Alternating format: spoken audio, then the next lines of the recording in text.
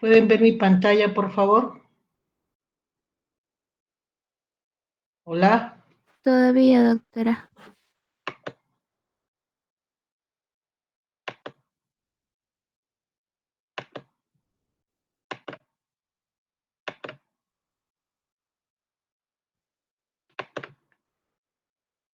Ahora sí. Ahora sí se está viendo la pantalla, doctora. Ya, muy bien. Entonces vamos a continuar con la evaluación de las funciones cerebrales superiores. Debemos tener en cuenta que para explicar cómo se producen las funciones cerebrales superiores hay una serie de teorías, esquemas. Uno de ellos es el establecido por Welford sobre el modelo sensorimotriz. En este caso, se habla que siempre que tenemos un estímulo, un objeto, hay un proceso sensorial que permite recibir los estímulos, ya sean por las vías auditiva, visual, táctil, etcétera, y se da un proceso de percepción que tiene que ver con la experiencia que se tiene con ese estímulo y la integración con otras vías sensoriales. Esto pasa a un circuito de memoria primaria y luego hay un feedback que va retroalimentando esto con una memoria secundaria.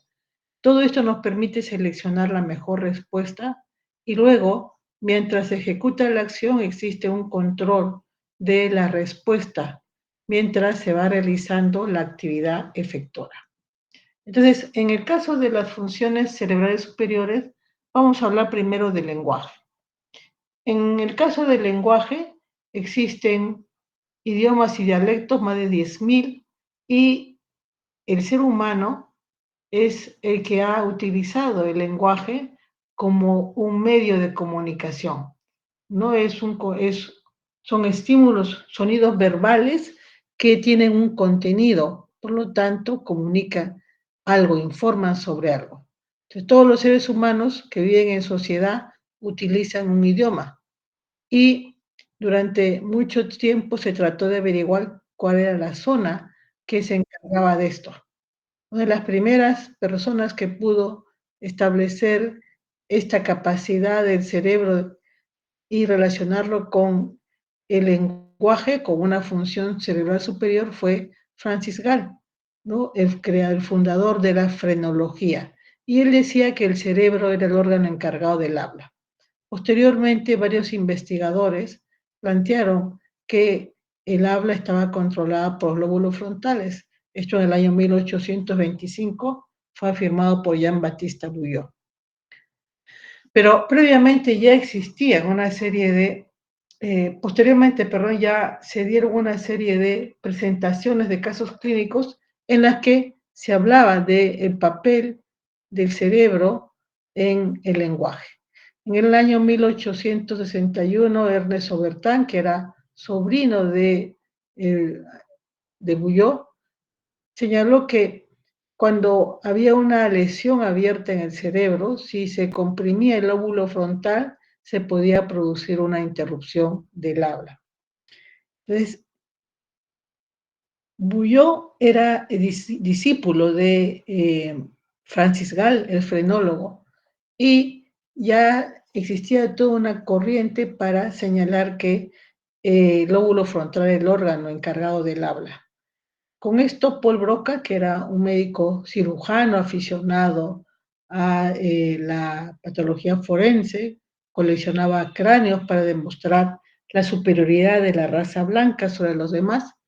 Él examinó una serie de cráneos, pero también tuvo la capacidad de examinar a un paciente, ¿no? Paul Broca, en el año 1861, pudo evaluar a un paciente que tenía una disminución de fuerza en el hemicuerpo derecho, pero progresivamente comenzó a tener dificultad para hablar, para expresarse, ¿no? Y lo único que decía era tan, tan, tan, de manera que lo llamaron Monsieur Tan Tan.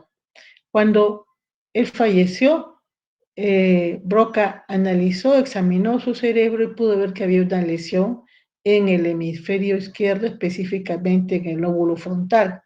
en la circunvolución frontal inferior, en la parte posterior. Y el mérito de Broca fue que presentó este caso clínico, pero además fue siguiendo a pacientes que tuvieran problemas de lenguaje, y de tal manera que en el año 1863 publicó una serie de 6 casos. Y luego, en el año 1864, él planteó que siempre la lesión estaba en el lóbulo frontal, y lo que él había visto que era en el lado izquierdo, por lo que habló que para el lenguaje había una dominancia cerebral, el hemisferio izquierdo. Posteriormente, en el año 1874, Carl Wernicke señalaba que además de la capacidad de hablar, había una zona encargada de poder entender el lenguaje. Carl Wernicke se gradúa como médico presentando un caso de afasia compleja, que característicamente el paciente hablaba y hablaba demasiado, pero no se entendía nada de lo que decía, y tampoco podía leer ni escribir. Y cuando falleció, examinó el cerebro y vio que tenía una lesión en el lóbulo temporal, en la parte posterior. Él es Paul Broca, y este es el cerebro del señor Le Borgne. Pueden ver el hemisferio izquierdo, y esta es la circunvolución frontal inferior. En la parte posterior tiene una gran lesión, ¿no? Que ya en los últimos años, le hicieron una tomografía y pudieron ver que la lesión se extendía ampliamente. Era una lesión, era un absceso lo que se había producido acá. Entonces, desde que Wernicke señala entonces que es el hemisferio, Wernicke y Broca señalan que es el hemisferio izquierdo el encargado del lenguaje, se hacen una serie de teorías para determinar, ¿no?, qué otras habilidades estaban planteadas en el hemisferio izquierdo. Entonces, Paul Broca decía que el lóbulo frontal, especialmente la circunvolución frontal inferior, era encargada, ¿no? Y Wernicke señalaba que era el lóbulo temporal, la circunvolución temporal superior. Pero Wernicke tuvo la capacidad de analizar esto y decía, mientras el lóbulo frontal se encarga de hablar, de expresarse, ¿no?, allí estarían ubicadas las áreas, la memoria de las palabras para poder decirlas, mientras que en el lóbulo temporal estarían las áreas encargadas de poder descifrar el lenguaje, de poder comprender qué es lo que se decía. Con esto, con el tiempo, se estableció pues que el hemisferio izquierdo era el hemisferio que tenía mayor función del lenguaje, ¿no? Y antes se hablaba de la dominancia para el lenguaje. Hoy día hablamos de la especialización del hemisferio izquierdo en el lenguaje. Entonces, se sabe claramente que la habilidad lingüística está ubicada en el hemisferio izquierdo en el 99% de los diestros y en el 60-70% de los otros. Cuando uno observa, hace un corte del hemisferio cerebral a nivel de la cisura de cilio, uno puede observar que hay un plano temporal izquierdo que permite ver que en el lado, el plano temporal en el lado izquierdo es más grande para la región de Wernicke. Y todas estas áreas están irrigadas por la arteria cerebral media. Entonces, este es el corte, ¿no?, que se hace en plano temporal, y se puede observar que en el hemisferio izquierdo, el área relacionada con el lenguaje en el lóbulo temporal, este es el área de Wernicke, es evidentemente más voluminosa que en el hemisferio derecho. Entonces, con esto podemos señalar que existe en el hemisferio cerebral izquierdo la circunvolución temporal superior, donde la cara superior viene a ser la corteza auditiva primaria. Allí llegan todos los sonidos verbales, ¿no? Y en el tercio posterior de esta circunvolución temporal superior hay corteza, neocorteza, para poder recibir la información verbal y decodificarla, de manera que un sonido, fonema, es interpretado. Es como decía que se tiene la memoria de las palabras, de los fonemas. Pero no solamente está la circunvolución temporal, sino también la circunvolución supramarginal y la circunvolución angular. Todas estas áreas corresponden a la corteza de asociación, que permite interpretar los sonidos de acuerdo a cómo se ha ido construyendo el cerebro. A mayor riqueza de contenido, mejor interpretación de los datos. Entonces, todo este conocimiento que se tiene, el área de Wernicke, el área de la circunvolución angular y la circunvolución supramarginal, permite enriquecer los sonidos, especialmente acá. Ustedes pueden apreciar que el lóbulo temporal, el lóbulo occipital, ¿no? Y el lóbulo parietal están en esta encrucijada. Y aquí especialmente todo lo que miramos, especialmente los grafemas, las letras, pueden ser interpretadas y podemos leer, por ejemplo. La circunvolución angular es conocida como el área de la lectura. Pero una vez que escuchamos los sonidos, todo esto va a pasar por el fascículo arqueado hacia el lóbulo frontal. En la circunvolución frontal inferior está la porción triangular y la porción opercular. Esta es la zona conocida como área de Broca. Entonces, aquí llegan los sonidos, aquí se decodifica y se puede comprender lo que se está escuchando y se va a elaborar una respuesta. Entonces, todo esto viaja hacia el lóbulo frontal y el área de Broca es la encargada de poder reunir los fonemas y ubicarlos de tal manera que puedan formar palabras y las palabras puedan formar oraciones y las oraciones una narración. Y entonces esto permite emitir un lenguaje verbal, oral. Esto que se planteó como una teoría se ha visto ahora o se ha comprobado ahora que es verdad. Entonces, cuando se realiza un estudio del cerebro con la tomografía con emisión de positrones, podemos observar que cuando miramos las palabras, la mayor actividad funcional se da aquí, en esta región donde está el lóbulo temporal, el occipital y el parietal. Esta es la región posterior, donde está la circunvolución angular, que hemos dicho que es conocida como el área de la lectura. Cuando se escuchan los sonidos, hay una mayor actividad en el lóbulo temporal. Cuando se expresa verbalmente una persona, hay una mayor actividad hacia la región motora, ¿no? Donde se está ejecutando la actividad verbal. Y cuando se tiene que realizar, por ejemplo, emitir una lista de verbos, entonces primero se va a buscar en el almacén, en el lóbulo temporal, estos sonidos y luego pasan hacia las áreas motoras para poder generar los sonidos, ¿no? Darle la adecuada secuencia. Entonces, esto es a grandes rasgos lo que corresponde a las áreas del lenguaje. Todo ese territorio hemos dicho que está irrigado por la arteria cerebral media. Entonces, hay una zona receptora, una zona efectora y una conexión. Pero es verdad también, ¿no?, que estas son las zonas elementales. Toda la neocorteza contribuye a enriquecer el lenguaje. Las áreas de asociación, el lóbulo frontal, parietal, occipital y temporal van a contribuir a tener una mayor riqueza para poder expresarnos y comprender mejor las situaciones complejas. Muy bien. Entonces, ¿cuál es el objetivo de la evaluación del lenguaje?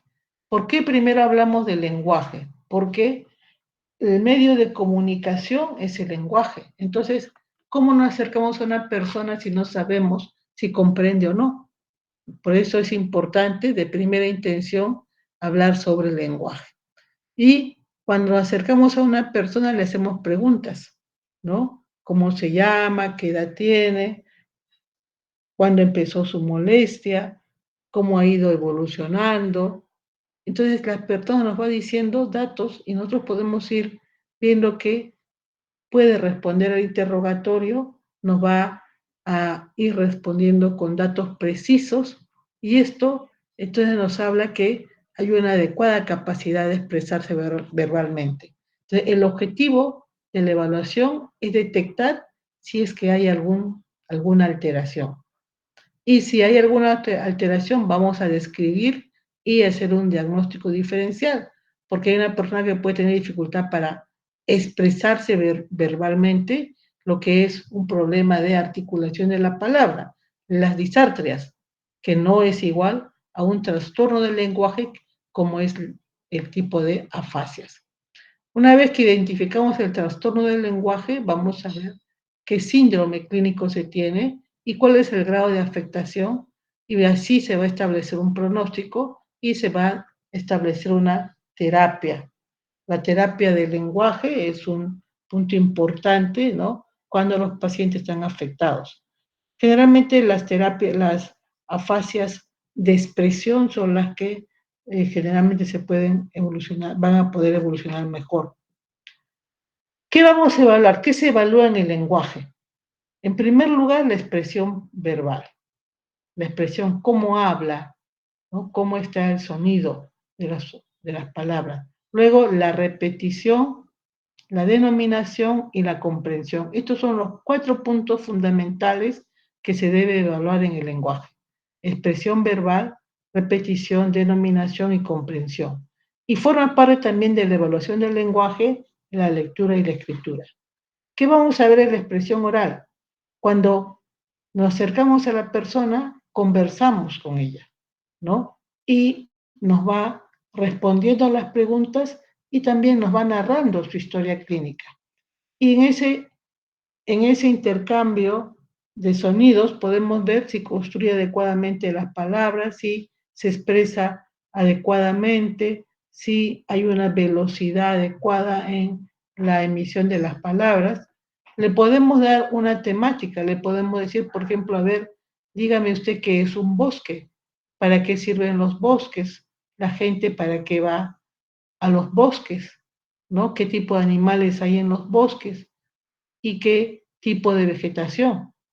Pero también podemos darle una lámina para que describa qué es lo que ve. En el lenguaje automático podemos decirle, a ver, dígame los días de la semana, ¿no? O los meses del año. Y también que pueda generar frases, ¿no? Entonces, ¿qué evaluamos? La fluencia, la velocidad con la cual la persona dice las palabras, la cantidad y la facilidad para la producción del habla. Un lenguaje puede ser no fluente cuando la producción es menor de 50 palabras por minuto. Y en esto generalmente la persona se interrumpe, tiene frases entrecortadas, ¿no? Puede decir 1 o 4 palabras por frase y se ve el esfuerzo para hablar, ¿no? Y en este caso, cuando tenemos este problema, hablamos de un lenguaje no fluente, que corresponde pues a las afasias motoras. Generalmente pueden emplear solo un sustantivo y verbos, es una especie de lenguaje telegráfico, no usan las palabras de unión, el de, el por, el para, etc. Y también debemos observar cuál es el, la inflexión de voz, el ritmo que le da a el lenguaje. Nosotros hablamos, no decimos, ahora vamos a tener que, no, hablamos haciendo puntos de inflexión, entonando y resaltando algunas partes del lenguaje para que puedan prestar más atención. Y esta parte es lo que se conoce como la prosodia y el ritmo, que está relacionado con la actividad del hemisferio derecho. ¿Qué alteraciones podemos encontrar? Puede ocurrir que existan palabras incorrectas. A eso se denominan las parafasias. Hay parafasias literales o fonémicas. Yo puedo decir, me muestra un objeto y puedo decir, es un reloj. Entonces, ustedes se dan cuenta que se ha reemplazado solamente un fonema, ¿no? La A por la E, ¿no? En vez de decir reloj, digo reloj. Ahí todavía se reconoce ¿no? Y puede ocurrir que le muestre un lapicero y me dice lapicera. Hay un fonema alterado. Luego están las parafasias fonéticas, cuyo sonido es similar, pero no corresponde. Por ejemplo, le digo, repita gorrión, y me dice gollón, que suena parecido, pero no es lo mismo. Y hay parafasias verbales o globales. Le muestro un objeto y me dice, le muestro un zapato y me dice eso es una silla. Pero también hay las parafasias semánticas. Puedo mostrarle un cuaderno. Eso es un lápiz. No es evidentemente un lápiz, pero lo que ocurre es que dentro del grupo semántico de útiles de escritorio está el cuaderno relacionado con el lapicero, etc. Hay una parafasia semántica. Pero yo puedo decir, por ejemplo, ¿qué es eso? Le muestro un zapato y es un tiglili. ¿Y qué es un tiglili? No existe, ¿no es cierto? Es un neologismo. Cuando se hablan y hay una serie de parafasias fonémicas, fonéticas, semánticas, y el lenguaje es inentendible, se habla de jergafasia. También podemos tener que en el momento que está hablando le mostramos algo o le decimos que cuente y dice, ya esto, sí, esto es, yo sé que lo que quiero decir, pero lo tengo en la punta de la lengua y no puedo, no puede decir, no encuentra la palabra, el nombre que está buscando. Eso se denomina anomia. Pero también puede ocurrir que le muestro un reloj y me dice, eso, sí. Dice tic, tac, pero yo tengo uno en mi casa en la pared, dice, ¿no? Que tiene forma, es grande y tiene una figura de pajarito, ¿no? O yo también tengo acá en mi muñeca, tengo una pulsera con eso, dice, ¿no? Pero da vueltas y vueltas sobre el objeto, pero no llega a decir el nombre, ¿no? Son los circunloquios que se pueden dar. Luego, la otra etapa a evaluarse es la repetición, siempre presentarles sílabas, pares de sílabas y logátomos. ¿Qué son los logátomos? Son pseudopalabras. Por ejemplo, yo les puedo pedir que repitan sinapo, vasomida, adicapo, tacopidi, sindilato. Esas palabras, si bien ustedes las pueden repetir muy bien, no existen, son inventadas. Eso se llama logátomos. Podemos pedir que repitan palabras concretas o también abstractas, ¿no? Carpeta, zapato, maíz, luna, pero también le puedo pedir que repita, ¿no? Paz, ¿no? Tristeza, por ejemplo. Y luego le pido que repita frases que pueden ser cortas o ir aumentando el número de palabras. Y ustedes ven este objeto, les pido que mentalmente digan el nombre. Lo que estamos haciendo son mostrar imágenes para que ustedes den el nombre del objeto. Se denomina es la denominación visoverbal. Ven un objeto y tienen que decir, pueden mostrar el objeto en sí o pueden mostrarle imágenes o partes del cuerpo para que diga los nombres. También le pueden pedir, ¿no? Que diga, en la noche dormimos en la, para escribir usamos un, y también podemos preguntar, ¿no? ¿Dónde se compran las medicinas? Que se hace con un lápiz. ¿Dónde miramos la hora que es? Desde allí son estímulos verbales y pedimos que complete, ¿no? Y lo que se va a hacer también siempre en la denominación es la evocación categorial. ¿Qué quiere decir? Le decimos, a ver, por favor, yo le voy a pedir que en un minuto me diga todos los nombres de animales que usted pueda recordar. Animales que pueden ser de mar, de tierra, de aire. Por ejemplo, perro. Pero no me debe decir nombres propios, no me va a decir, pues, Fido, ¿no? Duque, etcétera, sino animales en general. Por ejemplo, perro. Le ponemos el cronómetro y contamos, y lo mejor es si lo grabamos, porque a veces la persona puede ser muy rápida. Le grabamos y de ahí en 1 minuto vemos que normalmente debería tener más de 50 palabras, ¿no? Esto es con la evocación semántica. También hay una forma de evaluar con la denominación fonémica. Y le dicen, ahora yo le voy a pedir que por favor me diga todas las palabras, excepto nombres propios, todas las palabras, ¿no?, que empiezan con la letra P. Y le damos 1 minuto, ¿no? Esas son formas de evaluar la denominación.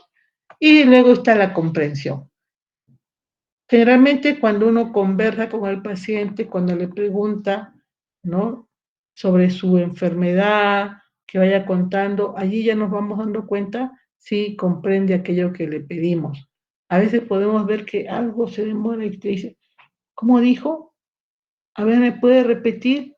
Entonces, allí podemos ir sospechando que algo no está bien y podemos dar entonces órdenes verbales directas, ¿no? Le damos órdenes como simplemente señale el techo, señale el piso, ¿no?, dónde está la ventana, que lo señale, y podemos decir órdenes secuenciales, ¿no? Señale el techo y luego el suelo. Y es importante solamente el estímulo verbal. No vaya a ser que llegan y dicen, a ver, mira el techo y ustedes también miran el techo. O a ver, miren el suelo y también. O levante la mano y levantan la mano.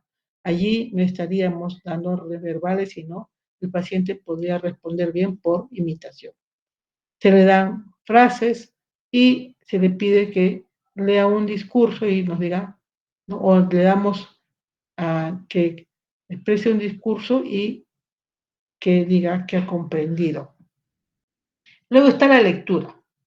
La lectura, siempre hay un periódico cerca, ¿no?, en lo que nosotros podemos pedirle que nos diga el nombre de las letras, que lea las palabras, también le podemos dar logátomos o textos.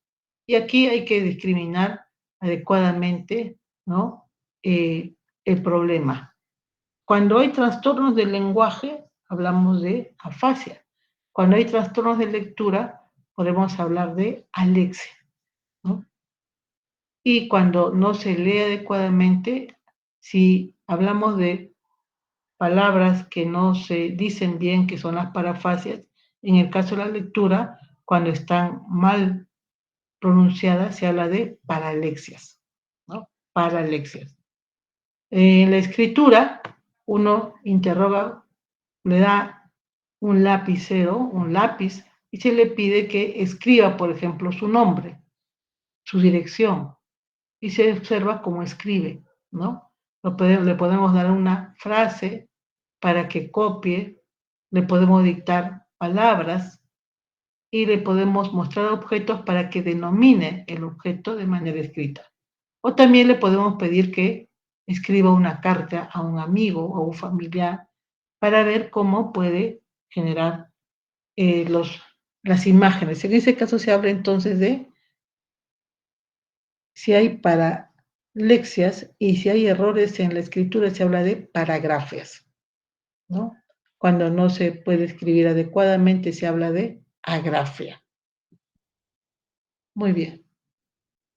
Y luego vamos a ver la memoria.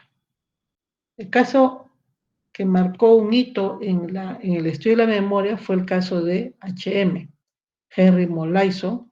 Era un niño a los 9 años que se cayó de la bicicleta, sufrió un accidente, le produjo una lesión cerebral y esto le ocasionó una epilepsia desde los 10 años y sufría frecuentemente de crisis epilépticas que no se podían tratar adecuadamente, no le permitían trabajar de manera adecuada. Entonces, a los 27 años, él fue evaluado y en esa época se hablaba de áreas, ¿no? Todo esto es una imagen de la cara inferior del encéfalo.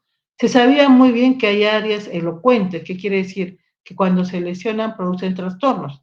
El lenguaje es una de las zonas más conocidas, ¿no? La actividad motora. Si se lesiona la circunvolución frontal ascendente, va a haber una hemiplegia contralateral, ¿no? Y si se lesionan las áreas occipitales, se puede dar la pérdida de la visión. Entonces son áreas que lesionadas producen un defecto claro.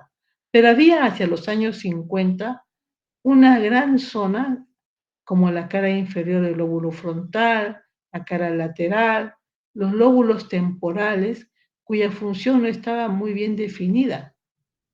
Y por lo tanto se pensaba que se podían extirpar. Cuando se habla de epilepsia, generalmente hay un foco, y el foco muchas veces es temporal en la región mesial.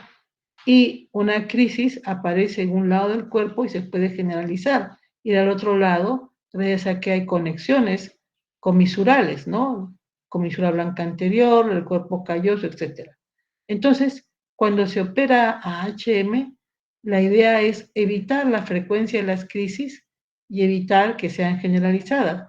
Por lo tanto, el médico que lo evalúa decide, el neurocirujano, decide extirpar la zona que supuestamente era el área, el foco epileptógeno, en el lado derecho y en el lado izquierdo. Y decide extirpar unos 8 centímetros de la circunvolución, ¿no? Acá ven, temporo-occipital interna, la circunvolución paripocampal, el área entorrinal, ¿no? Y de manera que queda así el cerebro. Entonces, HM se le extirpa la región temporal medial, incluyendo la corteza, la amígdala y los 2 tercios anteriores del hipocampo. HM fue evaluado antes de la intervención y él dio un rendimiento adecuado, tenía un IQ, ¿no?, de 106, y cuando terminó, 101, perdón, y después cuando sale, también estaba en 106. Las crisis disminuyeron, pero lo que llamó la atención es que salían, hablaban, respondían muy bien a las preguntas, resolvía problemas, pero cuando una persona conversaba con él y luego regresaba después de 2 o 3 horas, era como si nunca hubiera conversado con HM. No reconocía al personal médico que lo trató, no podía recordar hechos ocurridos después de la operación. Ninguna, a partir de esta operación, no fue capaz de recordar nada, ninguna actividad, ¿no? Sin embargo, podía resolver problemas. O sea, su inteligencia estaba preservada, pero no podía fijar nueva información. No recordaba bien los hechos ocurridos 11 años antes de la operación. Brenda Miller, que fue la psicóloga, lo estuvo controlando, ¿no?, durante toda la vida. Eso, lo que sí llamó la atención, que podía aprender habilidades motoras, ¿no? Por ejemplo, aprendió a dibujar, ¿no?, una estrella mirándola por el espejo. Y cuando le pedían que hiciera el dibujo, lo hacía, y cada vez lo hacía mejor, de manera que lo fue haciendo muy bien. Y cuando se le preguntaba dónde había aprendido eso, decía, no, no sé, simplemente lo hacía. Entonces, esto dio motivo para plantear que existían ya 2 zonas, 2 aspectos de la memoria. Uno era la memoria verbal, de hechos, y otra cosa era la memoria de habilidades motoras. Muy bien. Entonces, a partir del caso de este paciente de Henry Molaison, ¿no?, es que se establece claramente que estas áreas tienen un significado especial. El hipocampo sería una zona del depósito temporal de la memoria a largo plazo, y allí permanece esta información por semanas a meses, y luego se convierte en una zona facilitadora. Después de un tiempo, la información va a ir al área de la corteza cerebral para que sea almacenada permanentemente según el tipo de actividad, ¿no? Si va información sensorial de un rostro, por ejemplo, va a la corteza inferotemporal. Les recuerden, en un corte coronal del hemisferio cerebral, esto es la cara lateral del hemisferio cerebral, la cisura de Silvio, que tienen el lóbulo de la ínsula. Esta es la cara inferior, acá está el lóbulo temporal, circunvolución temporal, temporo-occipital externa, temporo-occipital interna, y este surco es el surco del hipocampo. Y por dentro está la formación del hipocampo con la circunvolución dentada y el hipocampo propiamente dicho. Esto es el asta temporal del ventrículo lateral. Bien, entonces, la memoria se ha establecido que puede ser una memoria, según el tiempo que dura, puede ser una memoria a corto plazo y a largo plazo. Normalmente la información sensorial nos llega y se va a dar una memoria a corto plazo que puede pasar una etapa de consolidación y convertirse en memoria a largo plazo. Eso evidentemente tiene que ver con el tiempo y con la repetición que se va a dar del estímulo. La información sensorial entonces puede llegar a ser memoria a largo plazo con la actividad, pero hay algunos casos en los cuales, ¿no?, pasa directamente a memoria a largo plazo. Por ejemplo, los eventos muy traumáticos, ¿no? Por ejemplo, un terremoto. Están ustedes tranquilos y de pronto comienza a temblar y esos minutos que viven de temor, de angustia, etcétera, quedan grabados y no se olvidan, ¿no?, cuando son de magnitud importante. Igualmente, por ejemplo, eventos, el día que vieron su resultado del examen de admisión, ¿no? Cuánto tiempo estuvieron esperando esa posibilidad y cuando sale ven la nota, ven y comparan con los demás y pueden, si alcanzan el puntaje o no. Y así, hay hechos que marcan nuestra vida que quedan grabados con una sola, cuando ocurren una sola vez. Entonces, Perán y colaboradores plantearon que la memoria humana tiene componentes. Hay una memoria a corto plazo y una memoria a largo plazo. La memoria a largo plazo puede ser aquella de la que se puede hablar, memoria explícita. Hay una memoria que no sabemos cómo se recibe, que es la memoria implícita. Y la memoria explícita puede ser de dos tipos, memoria episódica y memoria semántica. ¿Qué significa memoria episódica? La memoria episódica tiene que ver con lo que vivimos cada día. Yo les puedo preguntar, por ejemplo, ¿no?, qué comieron en la mañana, ¿no?, qué tomaron de desayuno, o qué almorzaron qué comieron anoche, ¿no? O tal vez algo más notable, por ejemplo, dónde estuvieron el 24 de diciembre, por ejemplo, ¿no?, del año pasado. Entonces, cuando ustedes evocan eso, ese momento, pueden ustedes tener una sensación de bienestar, de alegría, reviviendo ese episodio. Y hay un dónde y un cuándo. Un lugar, puede ser la casa, viajando tal vez para ver a la familia, reunido con amigos, etcétera, ¿no? Es un lugar y es un dónde. Eso es lo característico, son experiencias que hemos vivido. En cambio, la memoria semántica requiere mucho esfuerzo y son todos los datos, ¿no?, culturales. Desde que nacemos vamos acumulando información. Vamos a la escuela, aprendemos historia, matemáticas, física, química, biología, anatomía, todo hay que ir aprendiendo, acumulando información. Y cuesta aprenderlo, ¿no? Pero una vez que queda almacenado, queda con nosotros y podemos evocarlo. Es la que más cuesta. Hay memoria episódica y memoria semántica. Por ejemplo, les puedo preguntar, ¿quién descubrió América? Y todos van a decir la fecha y traen la imagen que probablemente han visto en documentales o en una película, en una serie, etcétera, ¿no? ¿Quién fundó la capital de Perú, ¿no? Lima.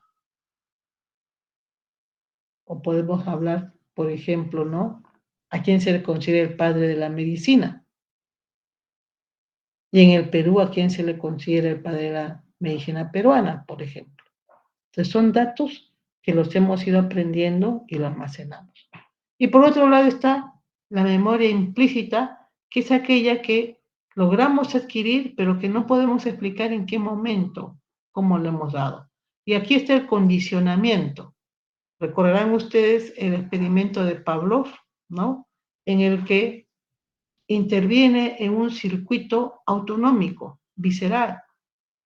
Todos los animales, cuando ven el alimento, ¿no?, especialmente trabajó con un perro, ¿no?, le mostraba un plato de comida y normalmente el animal ve la comida y comienza inmediatamente sus glándulas salivales a secretar la saliva. Igualmente el tubo digestivo, el estómago se prepara para recibir el alimento.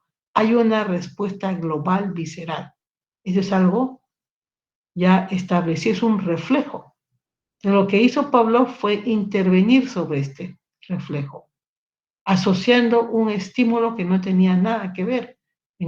Entonces, medio segundo antes de presentar el alimento, lo que hacía era presentar un estímulo totalmente diferente, que no tenía ninguna relación, como es, por ejemplo, un foco, una luz.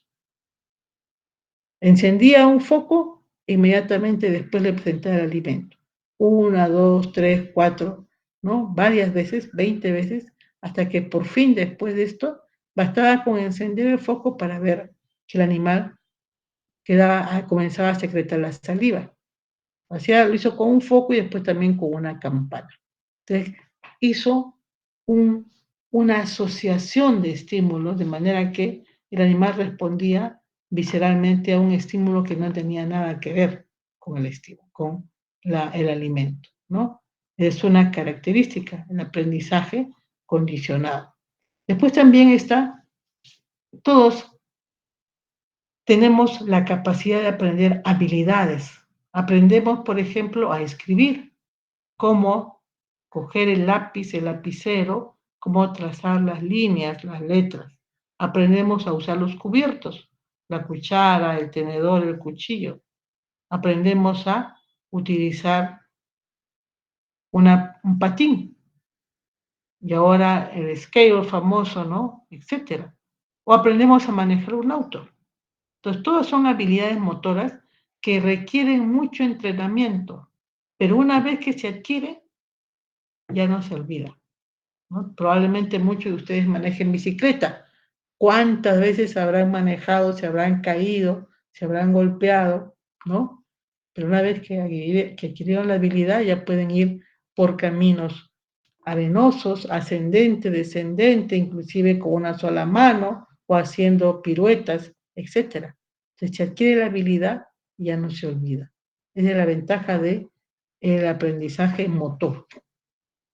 Y así aprendemos una serie de habilidades. Ahora, por ejemplo, están ustedes adquiriendo la habilidad de utilizar el estetoscopio, ¿no? Para ver cómo están los pulmones, el corazón. Ahora en neuro, por ejemplo, están aprendiendo a utilizar el martillo, cómo golpear para poder obtener el reflejo osteotendinoso. Y después está el priming o primación. Puede pasar que ustedes están dirigiéndose a San Fernando y empiezan a caminar por Cangallo, por la avenida Grau, y ven el jardín, ¿no? Que ahora está muy bonito, lleno de flores, de rosas, ¿no? Rojas, rosadas, amarillas. Simplemente pasan y cuando llegan al aula, puede que les pregunten, a ver, digan una flor, y ustedes inmediatamente dicen rosa.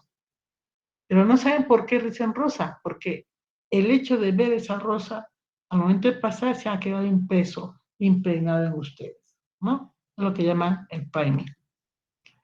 En el caso de la memoria, entonces, cuando tenemos un estímulo, ese estímulo va a ser codificado.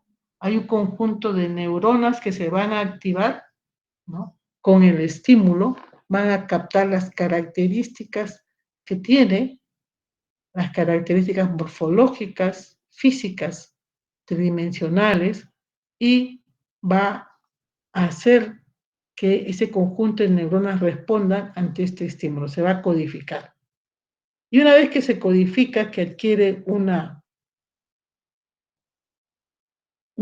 un circuito, ¿no? Esto se consolida y queda almacenado como una huella mnésica, un almacenamiento en diferentes partes de la corteza. Y una vez que nosotros queremos utilizar, podemos recuperar el dato. Entonces, está la codificación, la consolidación, el almacenamiento y luego la recuperación. Son los procesos que van a darse en la memoria. Entonces, tenemos que recordar que la memoria es una propiedad de todos los sistemas vivos, ¿no? Y gracias a esto se puede modificar o ampliar la información que organiza cada individuo. Todos los seres vivos tienen una memoria, pero solamente el hombre tiene una memoria de nivel consciente. Y esta memoria va a formarse de manera consciente en la neocorteza cerebral. Por eso es que somos capaces de decir, ¿no?, los datos. Entonces tenemos que tener en cuenta eso. Y el hipocampo, pues, es la estructura, ¿no?, que es fundamental para esa memoria explícita. Hay redes neurales, ¿no?, que están incorporando toda la información y almacenándola. Entonces, hay una codificación metabólica, genética, de esta información, que llamamos información psíquica, en la corteza. Y las estructuras que intervienen en esto son el hipocampo, el fornis o trígono, el cuerpo tuberculomamilar, el fascículo mamilotalámico, el tálamo óptico, especialmente el núcleo anterior, y luego estas van hacia la corteza, especialmente a la circunvolución del cuerpo calloso, y luego ahí el fascículo singular lleva esta información a toda la neocorteza, al área de asociación prefrontal, parietal posterior, temporal. Y todo finalmente regresa hacia el área entorrinal, la circunvolución parahipocampal, para volver a hacer el circuito.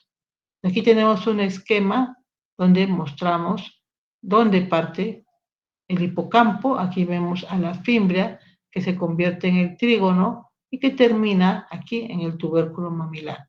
Del tubérculo mamilar parte el haz mamilotalámico hacia el núcleo del tálamo y del tálamo de manera difusa a la circunvolución del cuerpo calloso. Y allí en el fondo encontramos el fascículo singular que lleva la información a toda la neocorteza y regresa nuevamente aquí al área entorrinal y al hipocampo. Este es el circuito que llamamos circuito de Papez.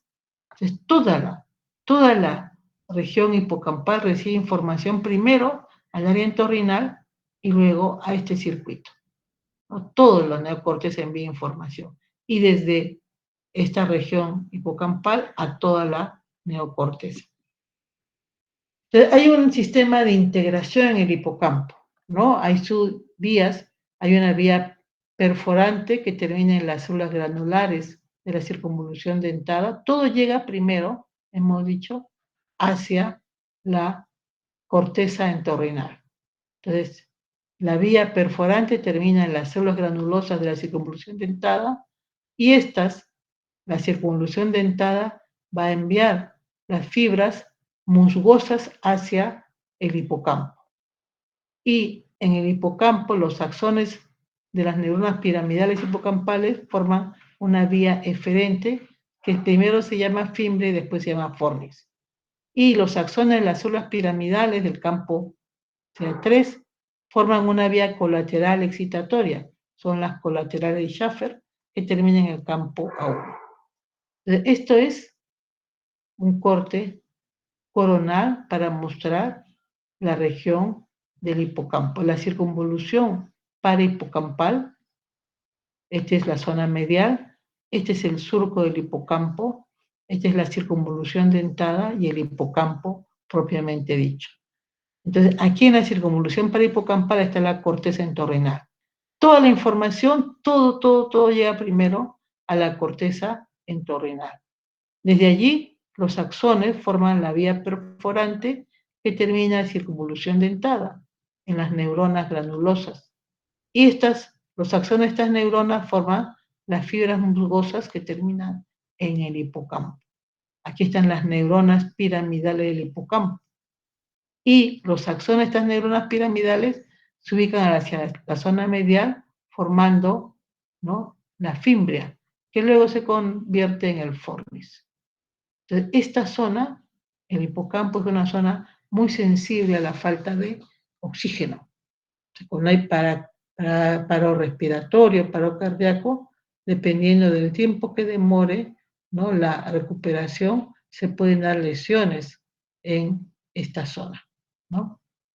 Muy bien. Toda la corteza dentada y la hipocampal son cortezas antiguas, trilaminares, como pueden ver. Muy bien. Entonces, ¿qué vamos a estudiar en la memoria? todos siempre han buscado el famoso engrama, ¿no? La representación física o localización de un recuerdo, lo que también se conoce como huella anésica. Donald Hebb señaló que existe una organización de la conducta. Dice, la representación interna de un objeto consta de todas las células corticales que son activadas por este estímulo formando un ensamblado celular. Esta representación se conserva en la memoria a corto plazo. Si persiste la actividad, puede convertirse, ¿no?, a pasar a la etapa de consolidación y evidentemente en memoria a largo plazo. Entonces, hay un fenómeno que se llama aprendizaje. El aprendizaje es la adquisición de nueva información o conocimientos que debe modificar la conducta. El retener información, ¿no? No basta, sino que esa información debe llevar a un cambio, ¿no? A una modificación de la conducta. Y la memoria simplemente es la retención de hechos, ¿no? Información. Está la memoria a corto plazo, que ya hemos hablado, está la memoria a largo plazo, y últimamente se ha hablado de la memoria de trabajo, que es la memoria a corto plazo. Ya hemos mencionado los procesos que se dan, okay. Ya hemos mencionado los tipos, y la memoria sensorial es una información que se mantiene por 200 a 300 milisegundos. Es una memoria sensorial visual, icónica, y una memoria auditiva, ecoica. En el caso de la memoria a corto plazo, es una memoria temporal, de capacidad limitada y que requiere repetición continua. En este caso, hay un análisis de la información sensorial por áreas específicas y su reproducción inmediata por un periodo corto, de 1 a 2 minutos. Antes, cuando teníamos los teléfonos en las guías telefónicas, buscábamos un teléfono de una persona, lo leíamos, lo repetíamos y lo marcábamos y después ya no más lo usábamos, ¿no? Esa será una memoria a corto plazo. Es cuando tenemos un dato en presente por un corto tiempo y es un volumen limitado. ¿Dónde se queda? Está en el área perisilviana izquierda para los recuerdos verbales y en el área posterior del hemisferio derecho para los recuerdos visoespaciales. Entonces, aquí decíamos que es capacidad limitada y el sustrato está por modificaciones electrofisiológicas basadas en circuitos reverberantes, neuronas corticales y circuitos tálamo-corticales. Hay un olvido, ¿no?, que se va dando conforme pasa el tiempo. La memoria de trabajo es un tipo de memoria a corto plazo, ¿no? Aquí tenemos un almacenamiento temporal de información que tenemos almacenada. A lo largo de la vida hemos acumulado una cantidad de información. Entonces, cuando realizamos alguna actividad, ahora, por ejemplo, que estamos reunidos conversando sobre memoria, hemos hablado del lóbulo temporal, hemos hablado del lóbulo frontal para el lenguaje, entonces usted ya tiene ese conocimiento. Y cuando hablamos de ese tema, evoca sus imágenes del lóbulo frontal, del lóbulo temporal, ¿no? Y eso es la memoria de trabajo, traer al momento una cantidad de información que permite ser utilizada para comprender y desempeñarnos adecuadamente. Entonces, almacenamiento temporal de información, y aquí es ilimitada. Se conservan varios tipos de información, no solamente verbal, visual, ¿no? Inclusive de olores, ¿no?, de sabores, de tacto, por ejemplo. Y como hemos dicho, se puede almacenar en varios lugares. En este caso, la corteza frontal es esencial, porque hemos dicho que ya la información está almacenada en nuestra neocorteza. Lo que tenemos que hacer es traer al presente esa información. Entonces, el lóbulo frontal funciona como un gerente, ¿no? Aquí, la corteza prefrontal izquierda está involucrada en el mantenimiento de esa información verbal, mientras que la corteza derecha está involucrada en el mantenimiento de la información espacial. Entonces, cuando uno aprende una serie de nombres, figuras, cosas, animales, lo hace usando una serie de estrategias como clasificaciones, asociaciones, ¿no? Y esto lo realiza la memoria de trabajo. El hemisferio izquierdo, decíamos, está especializado en procesos de lenguaje y el derecho en espaciales. Y hemos señalado que la memoria episódica es espacial, el daño en el hemisferio derecho producirá mayor deterioro de la memoria episódica. La memoria semántica está más ligada al procesamiento verbal. Entonces, se va a deteriorar con las lesiones del hemisferio cerebral izquierdo. Ya hemos hablado del tipo de memoria a largo plazo, ¿no? Episódica y semántica. Episódica es memoria de hechos y acontecimientos que le suceden a una persona, tiene una ubicación temporal y espacial, se puede acceder a ella de manera consciente y se ubica en la corteza del lóbulo temporal medial y en el diencéfalo. Y la memoria semántica es también llamada enciclopédica, hechos culturales, requiere mucho esfuerzo y se puede acceder de manera consciente. Se ubica en la corteza del lóbulo temporal izquierdo, la corteza de asociación frontal y el área singular. Y la memoria no declarativa o implícita, ya hemos señalado el condicionamiento, la memoria de procedimientos o procedimental y el priming. El priming puede ser verbal, puede ser perceptivo y depende de la corteza cerebral.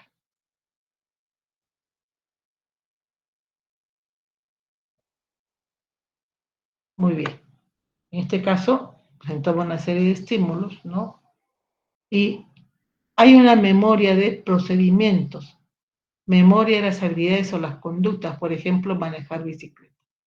Estos procedimientos se van aprendiendo de manera consciente, ¿no? Por ejemplo, si están aprendiendo a manejar carro, ¿no? Tienen que estar sentados, mirando el volumen de su cuerpo y relacionándose con los elementos del carro, por dónde ponen el pie, dónde está el acelerador, dónde está el freno, dónde está el comando para poder hacer los cambios, ¿no? Cómo se coge la zona del manejo, etcétera. Entonces, están pendientes de todo lo que tienen que hacer. Y lo van repitiendo, pero conforme lo hacen más, cada vez lo hacen mejor. Entonces se van a convertir en procedimientos casi automáticos, ¿no? Requieren repetición y práctica para formarse, pero se olvidan poco. Y en el caso de habilidades, constituyen los hábitos, por ejemplo, ¿no? Nos han enseñado que debemos lavarnos los dientes, por ejemplo, ¿no? Y apenas nos levantamos en la mañana, vamos automáticamente a cepillarnos los dientes, ¿no? A lavarnos o bañarnos, por ejemplo, a cambiarnos de ropa. Entonces, todas esas secuencias de acciones son procedimientos que hemos ido aprendiendo a lo largo de la vida y ya se convierte en un hábito, casi automático, ¿no? Se levantan y van haciendo las cosas. Y esta actividad se va a fijar en los circuitos del cerebelo, los ganglios basales y la corteza de asociación frontal. Esta memoria procedimental es independiente de la corteza temporal, está relacionada con circuitos corticales y subcorticales. Y luego tenemos las náuseas. Cuando nosotros recibimos un estímulo que viaja por la vía auditiva, visual, táctil, olfativa, gustativa, etc., va a convertirse el ingreso continuo a esta actividad, te va a dar una serie de circuitos nerviosos, frontales, parietales, temporales, occipitales. Y todos ellos van a ser conexiones entre las diversas circunvoluciones, entre los diversos lóbulos y luego entre los hemisferios. Integraciones corticales y subcorticales. Entonces, hay toda una integración de la información, ¿no? Los circuitos nerviosos se van a dar entre circunvoluciones, decimos, hay las conexiones como el fascículo locular superior, el inferior, ¿no? El cíngulo, y luego está los fascículos comisurales, el cuerpo calloso, la comisura blanca anterior, etc. Todos ellos entonces permiten que toda la información se vaya integrando. de nuestra información visual, auditiva, gustativa, olfativa, táctil, se integra. Ya no es solamente lo que veo o lo que escucho, puro, ya está interconectado con las otras áreas. Si yo hablo, por ejemplo, digo, a ver, piensen en un paisaje, están escuchando ustedes la palabra paisaje. Sin embargo, si les digo, imaginen un paisaje, tienen la visión de un paisaje. Si yo les digo la visión de un bosque o de un área verde, o les digo de un área donde hay agua, pensarán en un lago, una laguna, el océano, etc. Entonces, ya está integrado y esto se llama la percepción. La gnosia tiene que ver con el conocimiento. Gnosia es la capacidad de reconocer los estímulos que viajan por un canal sensorial determinado. En este caso interviene el hemisferio derecho, donde construye el todo de un objeto a partir de la sensopercepción y permite distinguir este objeto de otros. Es entonces el hemisferio derecho sintetiza toda la información espacialmente, lo organiza, ¿no? Visoespacialmente. Mientras que el hemisferio izquierdo va a categorizar, clasificar los objetos de acuerdo al código semántico.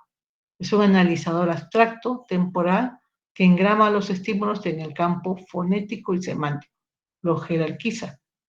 Entonces, toda la información, ¿no?, ingresa, baja y es analizada unimodalmente, pero luego va a hacer un análisis heteromodal, ¿no?, para convertir una información multimodal que tiene que ver con las áreas de asociación. Las áreas primarias van a permitir que se pase a las áreas de asociación para integrar las áreas visuales secundarias, terciarias. Entonces, no solamente tiene que ver con el aspecto cognitivo de reconocer un estímulo, ¿no?, sino que además le va a dar un componente afectivo y motivacional a este conjunto de actividades. Todo el aspecto cognitivo se procesa en las áreas temporo-parieto-occipitales. Si es izquierdo, más el aspecto semántico; si es derecho, más el aspecto visoespacial. Entonces, las gnosias pueden ser denominada somatognosia, cuando tiene que ver con el reconocimiento del cuerpo; esterognosia, cuando reconocemos un estímulo mediante el tacto; y están las gnosias visuales, auditivas, gustativas y olfativas. Cuando se produce una lesión cerebral, ¿no?, se puede perder esta capacidad de reconocimiento y ahí hablamos de agnosia, de la incapacidad para reconocer el estímulo sensorial. Y se observan en lesiones de la corteza parietal, temporal y occipital. Entonces, ¿qué tenemos? La esterognosia es la capacidad de reconocer los objetos por medio del tacto. Cuando se pierde esta habilidad se habla de asterognosia. Y aquí, por ejemplo, podemos poner un objeto, un borrador, por ejemplo, en la palma de la mano de una persona y pedirle que reconozca el estímulo. Pero para eso vamos a eliminar la visión. Eliminamos la visión y mostramos un objeto que pedimos que lo palpe, que nos describa qué es lo que está tocando, ¿no?, de qué material es hecho, la longitud, la forma, etc. Puede ser con una mano, la mano derecha o la mano izquierda, ¿no?, para determinar si hay una lesión de un lado. Entonces, para eso es mejor tener un set, tener una cajita, ¿no?, con diversos objetos. Un clavo, un palito de fósforos, por ejemplo, ¿no? Clips, bolitas, ¿no?, pelotitas, cuchara. Y es bueno tener varios tipos de objetos. Por ejemplo, poner un clavo más grande, más pequeño, botones de diferente tamaño, monedas, por ejemplo, de manera que se le presente el estímulo al paciente con los ojos cerrados o con un antifaz, ¿no?, y que primero toque, palpe el objeto y lo describa: forma, tamaño, consistencia. Y luego de interrogar sobre eso, pedir que nos diga el nombre. Puede ocurrir que la persona tenga un problema afásico, lo cual no quita que se pueda examinar la náusea. Podemos mostrar el objeto y luego, retirando el objeto, pedirle que palpe otros objetos y que diga cuál es similar, ¿no? Por eso pueden tener más de un objeto del mismo tipo. La somatognosia tiene que ver con la capacidad de reconocer el cuerpo como algo que es propio, que nos pertenece y que se establece una relación especial, ¿no? De pertenencia y afecto. El hemisferio derecho permite el conocimiento espacial del cuerpo y ese cuerpo tiene una unidad, tiene varios segmentos y todos apreciamos, nadie se dejaría cortar una oreja, por ejemplo, ni cortar un dedo, incluso cortarse las uñas o cortarse el cabello es algo que tenemos nosotros el derecho de hacerlo por decisión propia, ¿no? Es algo importante. Entonces, de tal manera existe el esquema. Desde que nacemos, ¿no? Comenzamos a reconocer nuestro cuerpo como un elemento que tiene una forma, un tamaño y que ocupa un lugar en el espacio. Y hay relaciones del cuerpo con el medio que nos rodea. Hay un adelante, un atrás, un arriba, un abajo. Hay una derecha, una izquierda, que vamos aprendiendo con el tiempo. Viene a ser los aspectos semánticos. Y ahí el hemisferio izquierdo entra en acción, ¿no? Se relaciona con el aspecto semántico del medio, la denominación de las partes del cuerpo, el reconocimiento derecha-izquierda, ¿no? ¿Cuál es el lado derecho? ¿Cuál es el lado izquierdo? ¿No? Que hay mano derecha, mano izquierda, etcétera. Y el hecho de cruzar la línea media es importante. Entonces, hay lesiones cerebrales que pueden producir esto, una pérdida de reconocimiento integral del cuerpo, se llama eso asomatognosia. Generalmente no es de todo el cuerpo, generalmente es la mitad, con lo cual se habla de una hemiasomatognosia, ¿no? Y aquí, cuando se dan las lesiones cerebrales, es cuando mejor se ve esto. Hay personas que pueden perder la noción de pertenencia y cuando se despiertan creen que el brazo que tienen no es de ellos, que es de otra persona. Y hay casos emblemáticos que una persona decía que había el brazo de una persona en su cama, que alguien se lo había puesto para hacerle daño y no quería reconocerlo, a tal punto que intentó cortarse el brazo, ¿no? Diciendo que era de un muerto, de alguien que le había puesto eso allí, ¿no? A ese tipo, a ese grado de falta de reconocimiento. Y después también está el hecho de perder, no tener la noción de los defectos que tiene el cuerpo, ¿no? Si hay una falta de movimiento, si hay una falta de sensibilidad, ¿no? Son las hemiasomatognostias, las seminegligencias. Luego está la grafestesia. Somos capaces de reconocer los gráficos, llámense letras, números, figuras geométricas que se dibujan sobre la piel, especialmente en la palma de la mano, ¿no? Y cuando se pierde esta habilidad se habla de agrafestesia. Y podemos examinarlo así. Ponemos que cierre los ojos y colocamos en la palma de la mano, lo mejor es utilizar un lápiz, porque con el lápiz ustedes tienen una buena punta de estímulo y no marcan, no lo llenan de gráficos al paciente. Entonces, por ejemplo, al dibujar este número, él tiene que estar recibiendo el estímulo sucesivo táctil y recordar la forma que ha dibujado previamente y la que están terminando de dibujar. Entonces es una habilidad importante la grafestesia, reconocer el número o la letra o en algunos casos un signo como el más, un por ejemplo, o un círculo. Entonces la grafestesia es importante, ¿no? Se da en la circunvolución opuesta. La topognosia es la localización de las diferentes partes del cuerpo, ¿no? Donde está ubicado.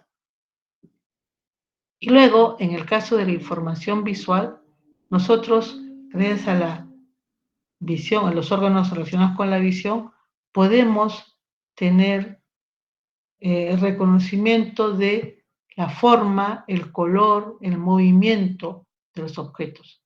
Podemos ubicar el estímulo en el espacio, ¿no?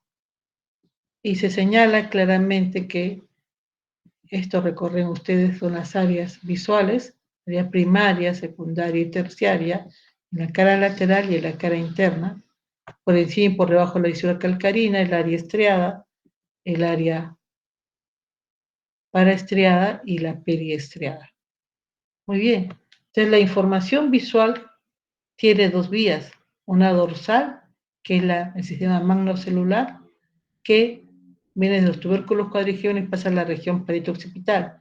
Esta vía permite localizar el estímulo, mientras que hay una vía un sistema parvocelular ventral que se proyecta en la corteza temporo-occipital y permite identificar el estímulo, el aspecto semántico, ¿no? Verbal. Entonces tenemos esto, entre todo estímulo que llega, hay una zona dorsal, una vía ventral. Entonces, somos capaces de reconocer los objetos, los rasgos del objeto, ¿no? Y para reconocimiento podemos mostrar objetos que pueden estar en una imagen o siempre hay al lado del paciente objetos, ¿no? El vaso, el cepillo, la cuchara, el papel, una botella, sus implementos de limpieza, jabón, etcétera. Podemos presentarle los objetos y que nos diga qué es. Pero también hay unas formas mucho más elaboradas. Por ejemplo, ustedes que ven acá, hay figuras. ¿Cuántas figuras ustedes pueden reconocer acá? ¿No? Y esas figuras mezcladas solamente han sido dibujadas linealmente, ¿no? Por ejemplo, esta, una línea recta, unas líneas curvas, igual esta. Esta, inclusive, tiene línea recta, una línea curva, y estas dos curvas le dan un sentido de profundidad, de tridimensionalidad, igual que esta línea curva. Y más aún en esta figura, donde pueden apreciar esta línea incompleta que le da un aspecto de tridimensionalidad a este objeto. Entonces ustedes, esta es la prueba de Popper-Reuter, que es una mezcla de figuras, ¿no? Y que se le pide al paciente que reconozca, que diga qué figura se ve. Entonces, cuando ustedes ven este objeto, por ejemplo, ven este y siguen directo, siguen la línea del objeto hasta llegar a reconocerlo. Pero si vienen acá, no se van hacia acá y después se van hacia acá, no. Van mirando cada uno hasta dar con su característica. Entonces, por ejemplo, se puede presentar una lámina así, ¿no? Y si la ve, reconozca los objetos que están allí y luego presentar otra lámina donde están separados y uno le dice, por favor, señale los objetos que ha visto en la lámina anterior, ¿no? Entonces señalará cuáles son. Entonces quiere decir que los ha reconocido. Luego también está el reconocimiento de colores, la cromatopsia. Y cuando hay un defecto se habla de acromatopsia. Y en este caso pueden utilizar fichas. Y también ahora que tenemos la computadora, ustedes pueden elaborar una lámina de colores, ¿no? Ustedes se ponen aquí y el paciente acá. Entonces le piden primero que señale el mismo color que ustedes. Ustedes señalan azul y él puede señalar acá. Señalan señalan acá. Señalan aquí. ¿Cuál es la idea? Primero ver si ven lo mismo que ustedes, ¿no? Y luego le pueden pedir, ¿no?, que señale un color que ustedes le van a pedir, ¿no? Señale el color amarillo, verde, azules. Luego le van a pedir señalando que diga el nombre de los colores. Es el reconocimiento de los colores. Y ahí pueden elaborar así, fichas así. Pero también está en el análisis visual ver los colores y ver la perspectiva, ¿no? La tridimensionalidad. Hay algunas pruebas específicas para ver los colores, como es el test de Ishihara. Por ejemplo, ustedes ven esta figura con numerosos círculos de diferentes colores, pero hay un conjunto de círculos que tienen un color especial donde se puede detectar ¿qué cosa? Un número, ¿no? Un número. Es el test de Ishihara. Pero también podemos reconocer rostros de seres vivos y ahí reconocer los rasgos faciales y los estados emocionales. Por ejemplo, en esta lámina ven el rostro de esta niña, de este niño, de este otro niño. Entonces, ven, los ojos están entrecerrados, ¿no? La boca está entreabierta aquí y aquí. En este caso está cerrada y con un rictus hacia abajo. Entonces, pueden reconocer las características del cabello, los ojos, los rasgos faciales, ¿no? Pero además, según la contracción de los músculos, pueden hablar del estado emocional. Esta niñita, por ejemplo, está sonriendo. Tiene los ojos entreabiertos, ¿no? Y la comisura y los labios abiertos. Igual acá, está con los ojos entrecerrados, la boca abierta, pero evidentemente no están en el mismo estado emocional los dos, ¿no? Y aquí este niñito está molesto, ¿no? No le han dado lo que quería, por ejemplo. Se puede reconocer entonces las características faciales que identifican a la persona, pero además reconocer los estados emocionales. Y podemos ver el estado emocional de este niño, de esta niña, de esta persona. ¿Qué reconocemos? La sorpresa, la risa, el temor, ¿no? La desconfianza y el terror, ¿no?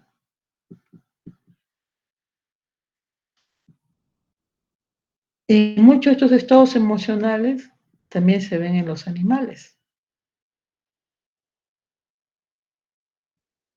Este animalito, por ejemplo, tiene una expresión y de tal manera que nosotros no seríamos capaces de colocar nuestra mano aquí, ¿no? Porque evidentemente vamos a ser dañados. En este caso, fíjense en los rostros de estas personas, ¿no? Yo les puedo pedir que me digan dentro de estos cuatro fotografías a cuál han visto. Están tratando de reconocer el rostro de las personas, mirando los detalles de la nariz, de los ojos, los labios, etc., ¿no? Y en el caso de la joven, vemos esto. ¿Cuál de ellos es? Es el reconocimiento facial, ¿no? Viendo los rasgos. Pero también hay una característica que se llama la prosopagnosia, descrita por Bodamer. Prosopos viene de rostro persona. La prosopagnosia es la capacidad de reconocer rostros previamente conocidos. Ustedes, como muy jóvenes, no han reconocido muy probablemente las fotografías anteriores, pero fueron actores famosos de Hollywood, ¿no? Hombres y mujeres, ¿no? Gregory Peck, Orson Welles, Paul Newman, por ejemplo. Y entre las mujeres, Rita Hayworth, Olivia de Havilland, Grace Kelly, por ejemplo. En caso, esta imagen, evidentemente sí la deben reconocer, ¿no? Por todo el antecedente histórico, científico de esta persona. De reconocer un rostro ya conocido, se llama prosopagnosia. ¿Se puede perder esta habilidad? Sí, ¿no? Hay casos en los que se producen lesiones cerebrales y se da la prosopagnosia por una lesión en la conjunción temporo-occipital derecha, la circunvolución hipocampal, lingual y fusiforme. Está acá, ¿no? Y también podemos, para examinar al paciente, poner figuras complejas, como esto que es la figura compleja del rey, ¿no? En la cual tiene que primero copiar la figura con la mayor cantidad de detalles, lo cual implica una organización especial, y luego hacerla de memoria, ¿no? En esta lámina, por ejemplo, ¿qué es lo que ven? Ven un cuarto que correspondería a qué parte de la casa. ¿Será la cocina, el baño, la sala, el comedor? Entonces, por todos los elementos que ven ustedes, esto de acá, esta toalla, correspondería a un dormitorio, ¿no es cierto? Un dormitorio muy elemental, ¿no? Y dirían ustedes que es más de un hombre o de una mujer.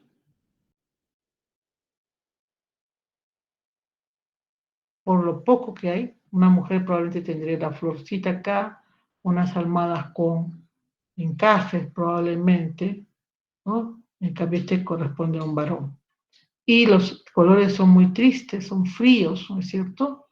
Este cuadro corresponde a una habitación de Vicente Van Gogh, ¿no? Ahí está el cuadro, ¿no? La familia.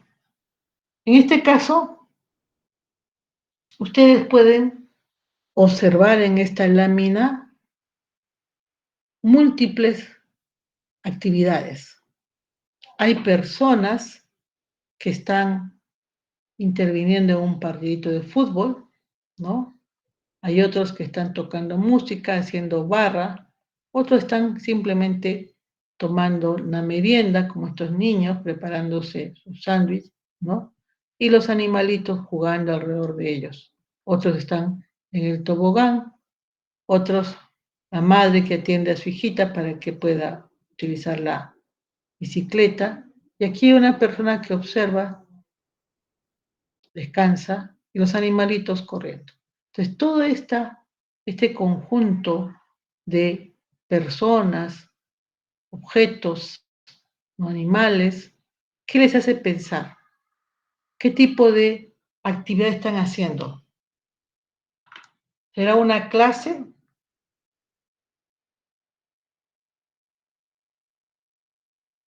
¿Será un concierto? Ustedes ven diferentes elementos y pueden decir que es un día, una tarde deportiva, ¿no? Una tarde deportiva en el parque donde están reuniendo todas las personas. Entonces, esta capacidad de ver diferentes elementos e integrarlos e interpretarlos unitariamente es algo muy característico de las habilidades de las funciones cerebrales superiores. Hay casos en los cuales se pierde esa capacidad de integrar eso, y eso se denomina la simultagnosia, incapacidad para reconocer imágenes complejas. Entonces se quedan fijos en un detalle, en fragmentos, en objetos aisladamente, ¿no? Sin llegar a hacer una síntesis coherente de todo, ¿no? No pueden ver más de un objeto a la vez, y en esos casos se da esto por una lesión parieto-occipital bilateral y temporo-occipital izquierdo. Luego tenemos aquí las imágenes de este copiado fragmentariamente, esta flor copiada fragmentariamente, ¿no? En el caso se ve que hay un problema. No se captura toda la información de manera adecuada. Y luego tenemos las praxias. La praxis es una habilidad motora aprendida con una finalidad determinada. Es una actividad gestual donde hay un conjunto de movimientos que se adaptan para un fin o la manipulación real o por la mímica de objetos. Y van a explicarles por qué hay una integración sensorial y motora a nivel córtico subcortical. Entonces, praxia es la realización adecuada de un movimiento voluntario o un gesto con un propósito determinado, ¿no? Muy bien. Y ahí tenemos qué zonas están interviniendo. Si bien es una habilidad motora, se requiere la información del estado del medio ambiente, la información del cuerpo, por lo tanto, hay información sensorial que viaja a las áreas anteriores, a la corteza motora, para planificar la mejor estrategia que se va a realizar y que termine en el área motora primaria. Entonces, es indispensable esta integración. tanto en el hemisferio derecho para el componente espacial, como en el hemisferio izquierdo para los aspectos semánticos. Y se van a dar las praxias idiomotoras, descritas por Littman. Son gestos simples, son movimientos que pueden quedarse dentro del cuerpo del individuo y no requieren el uso de objetos reales. Y pueden ser gestos sin significado o con significado, o sea, expresar algo. Por ejemplo, le puedo pedir a una persona que haga la extensión y la flexión de una mano, ¿no? Que coloque la mano verticalmente, que ponga la palma, que entrecruce las manos, etc. Puedo pedir que forme estas figuras. Son gestos simples que se indica que los copie nada más, ¿no? En este caso el niño. Y hay otros que tienen un significado. Por ejemplo, en este caso, esta persona, que es Gabriel García Márquez, está levantando la mano, saludando, ¿no? Se entiende claramente el gesto de saludo. Este es otro tipo de saludo, por ejemplo, un saludo militar. Este es una mano levantada, pero está señalando de manera inquisitiva, ¿no? Entonces, en la exploración podemos pedir a las personas que hagan gestos con un significado, como hacer la señal de la cruz, el saludo militar, que diga Dios con la mano, que amenace a alguien con la mano, que muestre como si quisiera que alguien se acercara, que muestre que tiene hambre, que muestre que alguien está loco. ¿Cómo se hace el gesto de está loco? O que indique como si no hubiera oído lo que le dijeron. En el caso de la praxia, entonces, hay praxia ideatoria, que tiene que ver con la capacidad para manipular objetos. Por ejemplo, cepillarse los dientes, ¿no? Entonces, hacen el gesto como si tuvieran un cepillo de dientes y que se están cepillando. O, por ejemplo, hagan como que cogen una jarra de agua y sirven el agua en un vaso, ¿no? Hacen el gesto como si tuvieran el objeto. Entonces, son las praxias ideatorias. Eso implica que la persona tiene que tener el concepto de esa actividad. Entonces, en este caso, hay lesiones de la parte posterior del hemisferio izquierdo, especialmente la región temporal parietal, que pueden producir apraxias ideatorias. Entonces, por ejemplo, hacer como si encendiera un cigarrillo, como si se pillara los dientes, como si se peinara, por ejemplo. Y está luego la apraxia melocinética. ¿Qué quiere decir? Realizar movimientos suaves y sucesivos, donde lo que vamos a ver es la fluidez, la facilidad con la que puede pasar de un movimiento a otro. Por ejemplo, le pedimos que toque la mesa con la palma, que luego vaya con el canto, ¿no? Y luego con el puño cerrado, por ejemplo, ¿no? Palma, puño, canto, sucesivamente, ¿no? Tanto en la mano derecha como en la mano izquierda. Y la praxia constructiva tiene que ver con esa capacidad que tenemos de juntar elementos simples, sencillos, y construir un elemento más complejo. Por ejemplo, con líneas, construir figuras geométricas, hacer dibujos, esquemas, gráficos, dibujar figuras tridimensionales. Se le puede pedir al paciente que dibuje figuras geométricas simples, una línea recta, una línea curva, un óvalo, una espiral. Diseños un poco más complejos, como por ejemplo, ¿no? Un árbol, una casa, y algunos que requieran algo más complejo. Entonces deben realizarse en forma espontánea, a la orden y con un modelo, evaluando modificaciones del original. Aquí, por ejemplo, podemos, en el caso de Minimenta, se pone estos dos pentágonos que se intersectan formando un rombo. Y en este caso, por ejemplo, la persona copió la figura, pero miren, lo desplazó. Y este desplazamiento impide que se forme el rombo. En este caso, se presenta este estímulo y la persona no llega a copiar de manera integral.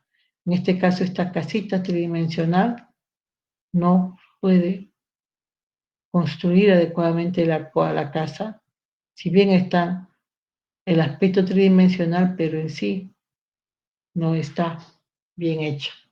Y en el caso del reloj, se le pone la figura y que copia y miren, totalmente desorganizado, ¿no? Y aquí se le pone el modelo para que copie el elefante, por ejemplo, y ve que está fragmentado, ¿no?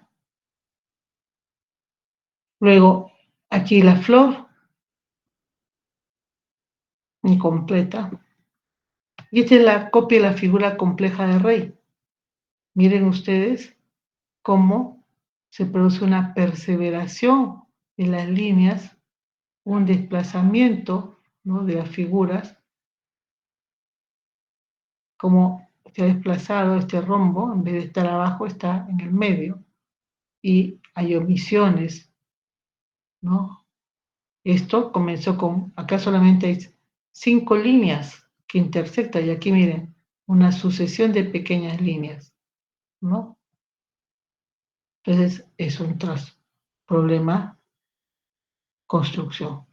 Aquí tiene que copiar el cubo y no lo puede hacer. Tanto es así que lo que hace es irse hacia dentro del cubo y copiar dentro del cubo, ¿no? Lo que llaman el closing in, encerrado. Aquí tiene que copiar estas espirales y lo hace, pero se aproxima demasiado a la figura. Y se puede también dar cubos para que construyan figuras. Luego está la praxia del vestir. La praxia es una capacidad que adquirimos con el tiempo, ¿no? Porque hay que ponernos los zapatos, las zapatillas, especialmente cuando hay cordones en los zapatos, bastante complejo, y hay que ponerse en el sentido contrario, los zapatos, las zapatillas. Y, por ejemplo, vestirse. Hay una secuencia adecuada de todas las prendas, ¿no? Las prendas interiores, luego las exteriores, el abrigo finalmente. Incluso para ponerse el saco, ¿no? Hay que ir en sentido contrario. Tenemos un saco o una chompa, hay que introducir la mano derecha al lado opuesto, al lado izquierdo. Y luego que nos ponemos el lado derecho, hay que ir por atrás sin ver y colocarse el resto de la prenda. Entonces, hay una necesidad de seguir una secuencia adecuada, ¿no? Y además la vestimenta, por ejemplo, tiene que estar de acuerdo a la estación, ¿no? Ahora que ya empieza el verano, vamos a ir con prendas más ligeras, nadie se va a poner una chompa, un abrigo en esta época, ¿no? Y esta capacidad tiene que ver con la integridad de la región posterior del hemisferio derecho, donde converge toda la información visual. La praxia del vestir es esa incapacidad de poderse colocar la ropa, a pesar de, y especialmente con los polos, por ejemplo, ¿no? Donde no hay forma que puedan introducir la prenda dentro del cuerpo. Y luego está la praxia de la marcha. Nosotros adquirimos la marcha a lo largo del tiempo, primero nos ponemos de pie y nos apoyamos en un objeto, la pared, la silla, y comenzamos a dar un paso y otro sucesivamente. Primero caminamos en una superficie dura, recta, plana, y luego con el tiempo ya podemos ir en un plano inclinado, hacia arriba, hacia abajo, podemos caminar sobre tierra, arena, etc. Entonces todo eso se va adquiriendo, esa habilidad se va convirtiendo en una habilidad importante, ¿no? Hay casos en los cuales se lesionan los circuitos nerviosos córticos subcorticales y se produce la apraxia de la marcha. También se le denomina ataxia frontal. Es la incapacidad para caminar a pesar que se preservan las funciones motoras y sensitivas en los miembros inferiores. A pesar que la persona se pone de pie, inclusive puede ponerse de pie en un solo pie. Sin embargo, queda como pegado al suelo, como si estuviera un imán allí. Y basta decirle al paciente, a ver, levante un pie, ahora el otro, y le hacen como marchar, 1, 2, y el paciente camina. Lo dejan solo y otra vez se queda pegado. Esto se puede observar en los tumores frontales, en las hidrocefalias, en las demencias, ¿no? Muy bien. Y luego está la praxia bucofacial. Somos capaces de realizar una serie de acciones con el rostro, ¿no? Con la región facial, la región bucal, hacer movimientos que van a ser importantes. Luego, el lóbulo frontal es la zona que es la última en desarrollarse. Solamente los seres humanos tenemos una región frontal anterior muy bien desarrollada que se denomina área prefrontal, ¿no? Tiene una cara lateral, una cara interna, una cara inferior. Esta región prefrontal llega a mielinizarse completamente la mayor parte de los 18 años, incluso algunos mencionan que hasta los 35 años. Y se dice que es el área que tiene que ver con la capacidad social del hombre. En este sentido, hay un caso muy emblemático, que es el caso de Phineas Gage. Era un hombre de 25 años que era el capataz de una obra. Estaban construyendo la línea del ferrocarril en Estados Unidos. Entonces utilizaban dinamita para poder abrirse camino a lo largo del territorio americano. Entonces, ocurrió un accidente. Una carga de dinamita explotó y una barrena de hierro salió volando por los aires que pesaba 6 kilos, 6 kilos y medía 1,10 m de largo y 3 centímetros de diámetro. Había una punta de 20 centímetros y 5 milímetros de diámetro. Esto le atravesó el cráneo a Phineas. Entonces, él, con el accidente, fue llevado a un carromato tirado por bueyes hacia la ciudad y mientras iba sentado en el carromato, luego bajó, caminó un trecho y subió a las escaleras de un hotel donde se encontraba el doctor Harlow, John Harlow. John Harlow observó que había un agujero que medía más de 9 centímetros de diámetro. La barrena ingresó por debajo del ojo izquierdo, atravesó el lóbulo frontal y salió por el vértice de la cabeza. A pesar de lo espectacular del accidente, él en un mes estaba caminando. Phineas se recuperó y murió a los 48 años, el 21 de mayo de 1861, probablemente en estatus epiléptico. Entonces, John Harlow quedó impresionado por esta lesión, inclusive inicialmente fue llevado a la Facultad de Medicina, donde fue examinado, estuvo hospitalizado, ¿no? Fue atendido y todo el mundo estaba asombrado que hubiera sobrevivido.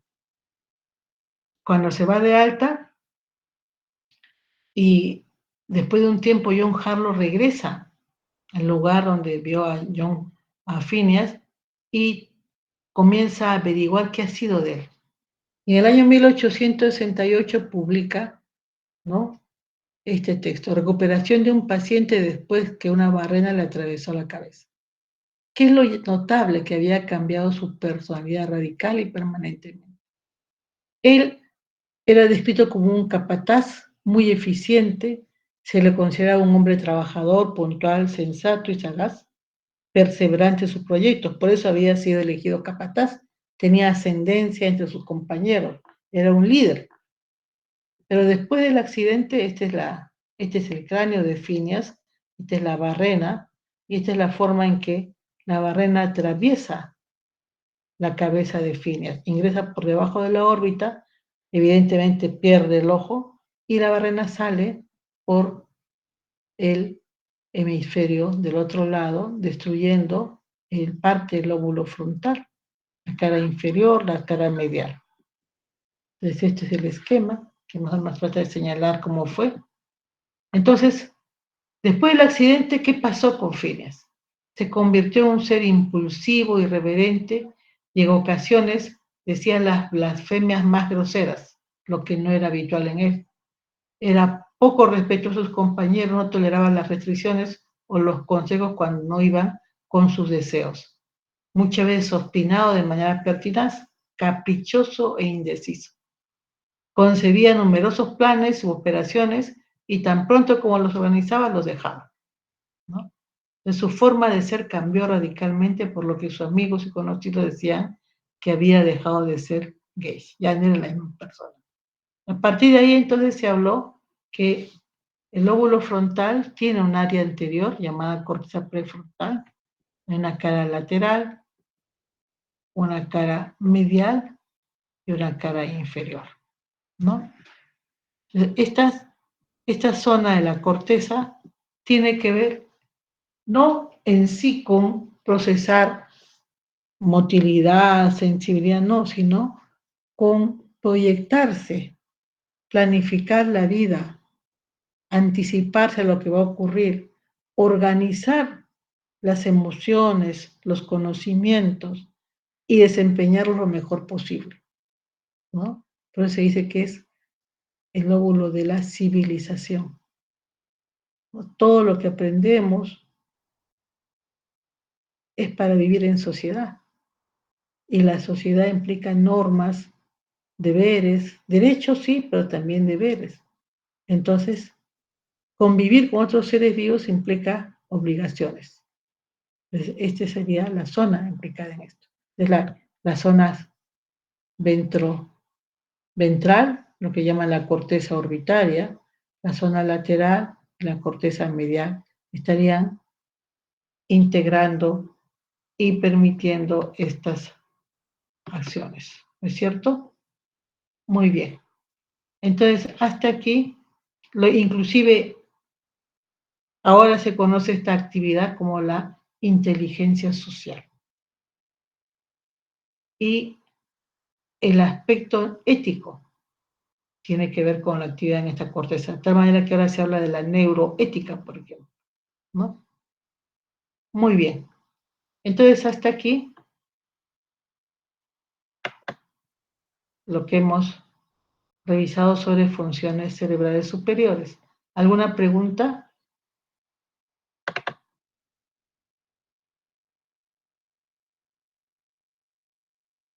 Bien. Entonces, si no hay más preguntas, no hay ninguna, creo que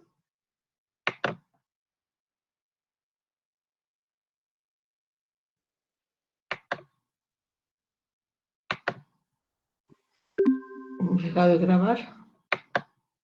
Y mañana continuamos entonces con la actividad función motora, ¿ya? Muy bien. Buenas noches, que vaya bien.